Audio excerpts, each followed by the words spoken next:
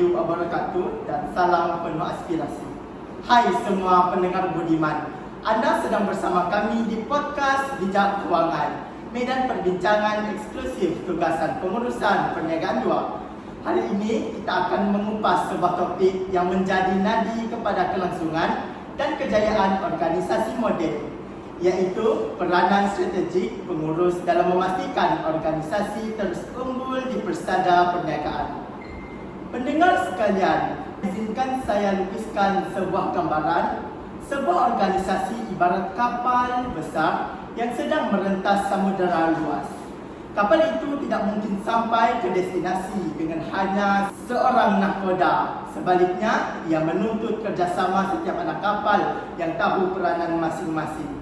Begitulah juga dengan organisasi. Setiap pengurus adalah penyeri, penentu arah dan penopang kekuatan terhadap organisasi bagi mencapai objektif dan hala tuju perniagaan.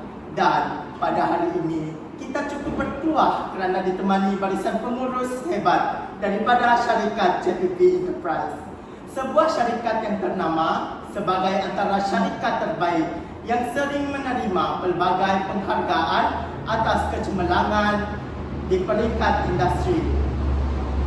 Sebelum kita mulakan wacana kita pada hari ini, mari kita dengar pengenalan diri daripada panel-panel kita, kerana kata orang tak kenal maka tak cinta. Jadi seterusnya saya mempersilakan pengurus pemasaran. Saya Marco Jackson sebagai pengurus pemasaran JPP Enterprise. Seterusnya pengurus sumber manusia. Saya Wesley sebagai pengurus sumber manusia JPP Enterprise. Yang ketiga pengurus keuangan. Saya Iza Marquis Julius sebagai pengurus keuangan. Dan yang terakhir pengurus pengelola. Saya Sufian sebagai pengurus pengeluaran. Terima kasih kepada semua pengurus daripada JPP Enterprise atas kesediaan pengenalan diri. Hadirin, lihatlah wajah-wajah. Ini merupakan barisan strategik yang akan mengupas kepakaran masing-masing. Jadi kepada pendengar semua, pastikan anda terus bersama kami kerana perbincangan ini akan membuka mata kita tentang bagaimana setiap bahagian pengurusan saling melengkapi untuk membawa sebuah organisasi menuju kejayaan. Baiklah, tanpa melengahkan masa, mari kita mulakan dengan mendengar pandangan daripada pengurus pemasaran terlebih dahulu. Encik Marco, sebagai seorang pengurus pemasaran dalam dunia persaingan sengit pada hari ini, jadi bagaimanakah strategi anda sebagai seorang pemasaran mampu melonjakkan organisasi ke tahap yang lebih tinggi? Saya sebagai pengurus pemasaran, tugas ini boleh dikatakan sangat penting. Sebab apa?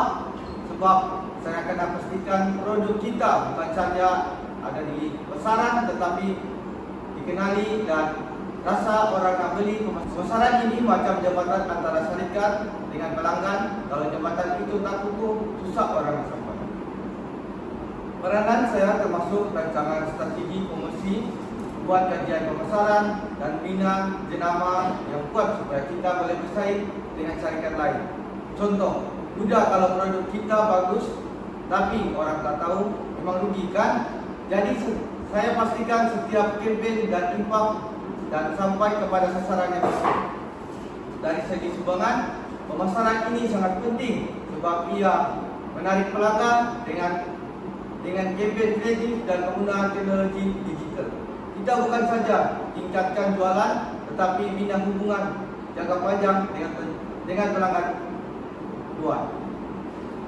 Sepanjang pengalaman saya bekerja ini, saya belajar satu benda. Pemasaran zaman sekarang tidak boleh lari daripada media sosial dan data. Contohnya, saya pernah jalankan kempen di Instagram dan TikTok. Hasilnya meningkat sebanyak 30% dalam masa sebulan. Jadi, jelaslah bila kita gabungkan kreativiti dan teknologi, hasilnya memang luar biasa. Itu saja dari saya. Saya sangat setuju, memang luar biasa. Setiap matahari yang menyinari setiap penjuru dunia, pemasaran strategik mampu menembusi pasaran yang luas tanpa sempadan. Jelas sekali pemasaran adalah seni membina hubungan. bukan sekadar menjual tetapi membina legasi jenama yang hidup di hati pelanggan.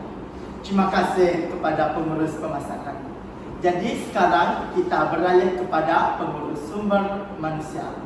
Jadi sumber manusia, bagaimana pula anda memastikan pekerja kekal bermotivasi, produktif dan setia bersama organisasi? Saya sebagai seorang pengurus sumber manusia, karena sebagai seorang pengurus sumber manusia, tugas utama saya ialah memastikan tenaga kerja dalam syarikat bukan sahaja mencukupi tetapi juga berkualiti. Dari proses pengambilan pekerja, latihan sehinggalah kepengurusan gaji dan kebajikan, semuanya perlu diurus dengan sistematik.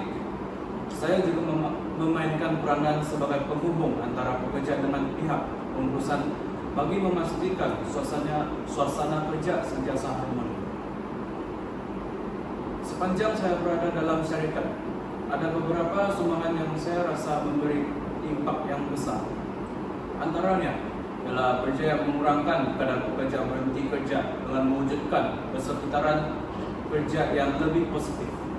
Selain itu, saya juga memperkenalkan sistem penilaian prestasi yang lebih adil, yang membantukan pekerja rasa lebih dihargai.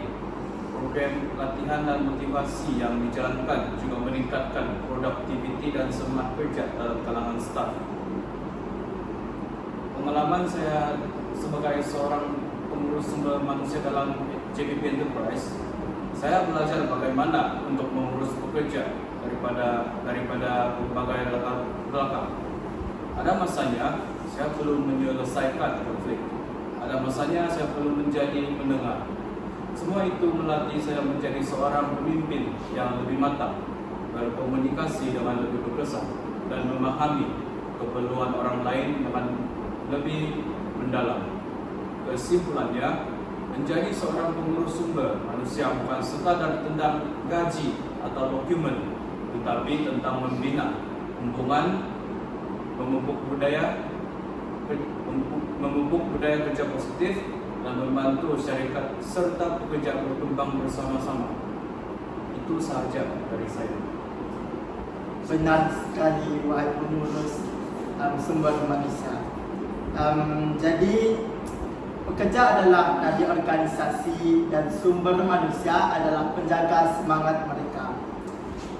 Setiap seorang dirijen orkestra yang menyatukan alunan muzik, sumber manusia menyatukan bakat dan semangat pekerja agar menghasilkan harmoni kejayaan yang indah.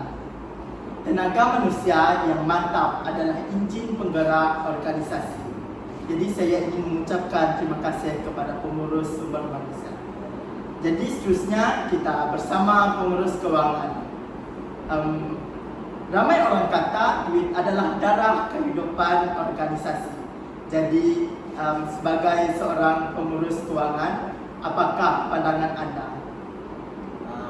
Antara peranan utama saya dalam pengurusan keuangan ini adalah untuk memastikan keuangan syarikat diurus dengan teratur, termasuklah penyediaan budget, analisis aliran tunai, pengawalan kos serta merancang strategi keuangan jangka panjang. Kami juga memastikan setiap keputusan kolaborasi dibuat secara berhati-hati supaya risiko dapat diminimumkan dan keuntungan bagi syarikat ini dapat dimaksimumkan.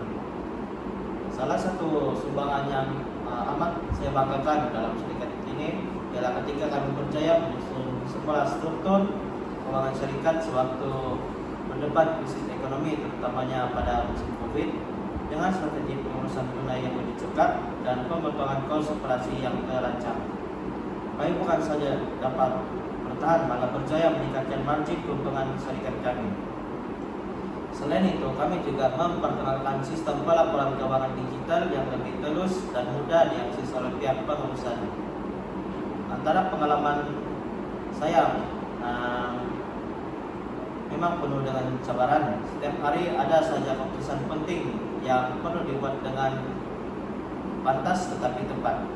Saya belajar bahwa dalam pengurusan keuangan ini bukan saja angka yang penting, tapi juga kebolehan berkomunikasi dengan pasukan lain. Sebagai contoh, apabila kita hendak melaksanakan budget baru, kita perlu berbincang dengan semua bagian, antaranya pemasaran operasi sumber manusia, supaya semua mulai bergerak dengan selari. Antara nasihat saya yang boleh saya kongsikan kepada syarikat lain yaitu kuasai asas keuangan dengan kukuh, tapi jangan lupa kemahiran insania seperti berkomunikasi dan kepemimpinan. Dunia keuangan bukan sekadar angka, tetapi juga tentang membuat keputusan yang bijak dan dapat mempengaruhi ramai orang di sekitar kita. Tepat sekali. Setelah mendengar pandangan pengurus keuangan, saya percaya bahawa wang bukan segalanya, tetapi tanpa wang segalanya boleh terhenti. Terima kasih saya ucapkan kepada pengurus keuangan. Jadi ini kita bersama pengurus yang terakhir, iaitu pengurus pengeluaran. Produk adalah wajah organisasi. Maka bagaimanakah anda memastikan pengeluaran berkualiti tinggi dan efisien? Assalamualaikum dan salam sejahtera. Saya Agus, pengurus pengeluaran di sebuah organisasi negara. Sebagai pengurus pengeluaran, peran utama saya ialah merancang jadwal pengeluaran, mengurus sumber, serta memastikan kualiti produk sentiasa terjaga. Saya juga memastikan operasi berjalan lancar dan tempat kerja kekal selamat. Antara sumbangan saya adalah membantu syarikat meningkatkan kecekapan, mengurangkan kos dan menghasilkan produk berkualiti tinggi yang mampu memuaskan pelanggan serta meningkatkan keuntungan syarikat. Nasihat saya kepada anda yang berminat dalam bidang ini, utamakanlah disiplin, kawal kualiti produk, hargai pekerja, dan sentiasa terbuka kepada pembelajaran serta inovasi. Menjadi pengurus pengeluaran bukan sekadar mengurus mesin, tetapi juga membina pasukan yang kuat untuk membawa organisasi ke hadapan. Terima kasih kerana mendengar. Jadi tepat sekali. Tanpa produk yang mantap, strategi lain pasti gagal. Seperti seorang pahlawan di medan tempur, pengurus pengeluaran memastikan setiap produk lahir sebagai senjata ampuh menawan hati pelanggan. Terima kasih saya ucapkan kepada Encik Alif. Jadi kepada pendengar budiman sekalian, kini kita telah sampai di penghujung perbincangan. Kita sudah mendengar pandangan yang bernas daripada semua pengurus. Jelaslah bahawa kejayaan organisasi bukan hasil seorang individu, tetapi gabungan-gabungan daripada kepakaran, pemasaran, menawan pasaran, sumber manusia menjaga jiwa pekerja, pengurus keuangan mengawal sumber, dan pengurus pengeluaran menjamin mutu. Jadi, setiap bahagian adalah roda gergasi yang berputar bersama, menggerakkan organisasi menuju kejayaan. Ingatlah, organisasi yang hebat tidak dibina dalam sehari, tetapi melalui strategi, kerja berpasukan, dan kepimpinan yang berani mengambil langkah ke hadapan. Dan sebelum kita mengakhiri edisi kali ini, izinkan saya tinggalkan satu pesanan khas buat semua. Jangan sekadar menanti sebuah peluang, tetapi ciptalah peluang. Kerana kejayaan bukan untuk yang menunggu, tetapi untuk yang berani mencuba dan berinovasi. Okay guys, that's a wrap for today. Saya Khairul Muhammad Nur mengucapkan terima kasih kerana setia bersama kami dalam podcast Bidang Kewangan, dan semoga perbincangan ini menjadi inspirasi buat anda semua. Jumpa lagi jika ada rezeki, kerana masa boleh berlari, tetapi ilmu dan inspirasi akan kembali. Assalamualaikum warahmatullahi wabarakatuh.